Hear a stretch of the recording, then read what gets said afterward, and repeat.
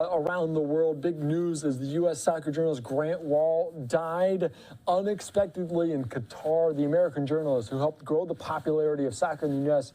and reported on some of the biggest stories in the sport died on Saturday while covering the World Cup. Wahl fell back in his seat in a section of the stadium reserved for journalists during extra time in the game, and reporters adjacent to him called for assistance.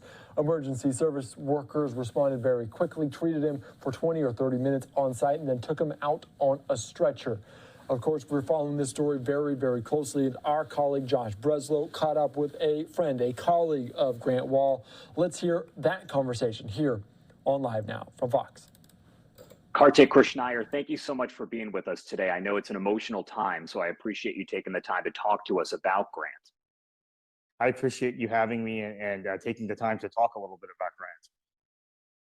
So first off, just tell me about Grant, because I know he's credited with essentially bringing soccer to America, making people care about the sport. So tell me about him.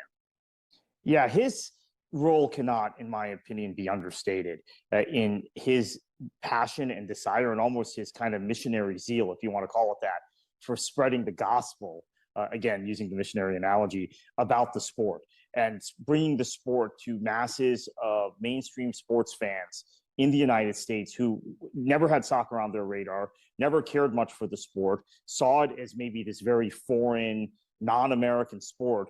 He dedicated his life effectively, his entire professional career, to talking about soccer, writing stories that put soccer into a broader global context, into a cultural context that I think did more to sell the sport to Americans and make the sport much more mainstream as it is today because of his writing than probably any individual out there. I give more credit to than anyone for making soccer as mainstream a sport as it is in the United States today. Tell me about some of your experiences with him, because I know you worked with him in several different facets there. Yeah, so I jumped around on both sides of the desk. So I've been a writer, as I am now, for World Soccer Talk, and in the past I've been a press officer for both professional soccer leagues and professional soccer teams, and have also served as the vice president of our professional association for soccer writers, for our North American soccer writers. And so my interactions with Grant were very frequent and from different perspectives, which gives me kind of a unique look at how he worked. And the thing that was so compelling about dealing with Grant was that he always wanted to build some sort of personal context around stories, some sort of color, some sort of personal backstory when you talked about soccer. So oftentimes when I was a press officer, I would sell him a story. I'll give you one example. 2011, there was a Palestinian international playing in our league, in the North American Soccer League where I worked, for the Tampa Bay Rowdies. And the Tampa Bay Rowdies press officer, as well as myself, worked with Grant to tell the story of this one player, because Palestine, of course, was not an official FIFA member, but they were playing some friendlies at the time. So that was an interesting story. Another story where I pitched Grant on it, and he ended up breaking a story for us on Fox Sports, one of your sister networks, was the story of a famous owner, Brazilian Ronaldo, the original Ronaldo before Cristiano Ronaldo, one of the great players of all time, and a World Cup winner with Brazil, a two-time World Cup winner with Brazil, buying into the Fort Lauderdale Strikers, one of our teams in the North American Soccer League.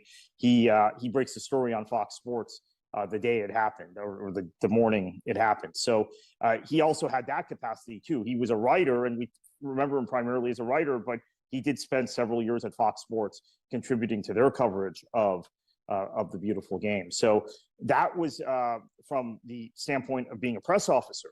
Now, from the standpoint of being a writer, many of us considered Grant a mentor. His style of writing, the prose, the sort of color and look at culture, at soccer culture, look at personalities, look at the greater context of the global game, are things that he taught all of us. And he always had time for a younger colleague or for a less experienced colleague to ask him a question, to ask for advice, to go to him with some sort of backstory. He would speak on background with other writers a lot to give them some sort of greater understanding of the subjects they were covering or what maybe the proper professional etiquette was. And in fact, that was real important for me when I, as I mentioned, was the vice president of our professional association for writers. Grant knew the etiquette better than anyone. He knew the protocol better than anyone. He knew how where the lines were drawn, right? Where the division was between being a journalist and being an advocate. And those sorts of things were really important as we talked to colleagues, as we grew the game, and we created a culture around the sport in this country, which now has become very robust and made it as popular as it is. When he started as a writer about 25 years ago, soccer was barely a blip on the radar, and you would have to scramble to find matches. You usually have to go to a English pub or a Latin American restaurant to find matches, and now it's very mainstream, and I give him a lot of credit for that happening. What were you thinking? What was going through your mind when you heard that he had passed away, both professionally and personally? Shock, devastation, absolute just grief. For the first 15 minutes, I assumed it was some sort of hoax or just a fraudulent report, or maybe he had taken ill but was recovering in the hospital. And in fact, that proved not to be the case. We had a confirmation, I think it was from NPR, from National Public Radio, fairly quickly after the rumors began to circulate. And I wasn't on Twitter at the time, right? So I didn't see the news break. I just had a ton of text messages and DMs and dove into them and couldn't believe it. And so it was overwhelming grief and sorrow and shock, really, because he was a fairly healthy person. He was the same age as me. I'm 48. And was someone that just was a workaholic, was into the grind, was able to produce stories and work harder and get more out there than just about anybody who covered this sport, not just in the United States, I would say globally. I mean, in terms of English language media. And I think that this is an important part of Grant's legacy also that I neglected to mention, was he made the sport so popular, helped make the sport as popular as it is in the United States. At the same time, he was one of the first American soccer journalists who gained respect in other English-speaking countries. For years, English journalists would mock Americans who covered this sport, who covered soccer. But he gained acceptance and respect and eventually admiration among that crowd. Same thing in Australia, same thing in many of the African countries where they play this sport, where they speak English. His work was read in all of these countries, and in the Middle East and in India, places where English is spoken as either a first language or a common language of business. What's it like, because I know you've been in this situation, to cover events like this? We're talking the World Cup and, other tournaments. I imagine, as you mentioned, it's kind of a grind. Yeah, it's very difficult. So the World Cup this year is 28 days. Normally it's 30 or 31 days, but it being shortened by 3 days to fit it into the calendar this year, because it had to be played in winter, and the top soccer football leagues in the world are going on at this time, right? So they had to break for a month to accommodate the World Cup. So that meant they crunched the tournament by an additional 3 days. Meant you had many days where there were 4 matches a day, and then you were stuck writing about those matches for hours and hours and hours after the match is completed. You don't get proper sleep. You don't get proper diet. You don't eat properly or eat regularly on a normal time schedule during these tournaments. It's very, very tiring. You're not sleeping in your own bed. And oftentimes you just get worn down as the tournament goes on. Even for me, when I've covered tournaments from afar, like a year and a half ago, the European Championships were going on. Because of COVID and travel restrictions, I wasn't able to travel to Europe to cover the tournament as I had somewhat planned to do. But the days and nights were long and arduous, even from home, even from sitting in Florida, covering the tournament from afar. So being on the ground is even more difficult. And in this case, I'm really stunned by Grant's passing. At the same time, I do have to acknowledge that having worked these tournaments, even the Gold Cup and the Copa America 2016, which we've hosted in the United States, it is a long, arduous thing. And oftentimes you're traveling between cities in the middle of tournaments. You're getting on planes or trains. And as I said, you're not sleeping regularly. And for a lot of people who are fans, they don't realize what journalists who cover sports, and it's not just soccer, it's every sport, it's college basketball, it's the NFL, it's golf, go through. Oftentimes, you have to get to a stadium 2 or 3 hours early, and then you don't leave for 2 or 3 hours after the match, and there is work involved. Much of the work is pregame, post-match, and on the days between matches. So it's a really time-consuming and mentally and physically fatiguing process, right? It's a very difficult process, and mental and physical fatigue sets in after a few days of these tournaments. And we were in when Grant passed, we were entering week 4 of the tournament. So unfortunately, that's the reality of covering these major, I think any major sporting event, but soccer tournaments in particular, because they're a month-long block, are really difficult. Whereas, the NCAA tournament is kind of the most readily similar example in the United States of American sports, and at least you get a couple of days off. The games are Thursday through Sunday, and then you get a couple of days off, and it's not that way with these major international soccer tournaments. And unfortunately, when something like this happens, you get internet rumors. People are talking about it on Twitter. But what's important to focus on right now, I would imagine, for people who knew Grant, is who Grant was and his legacy, not what's going on the internet and not what's going on social media.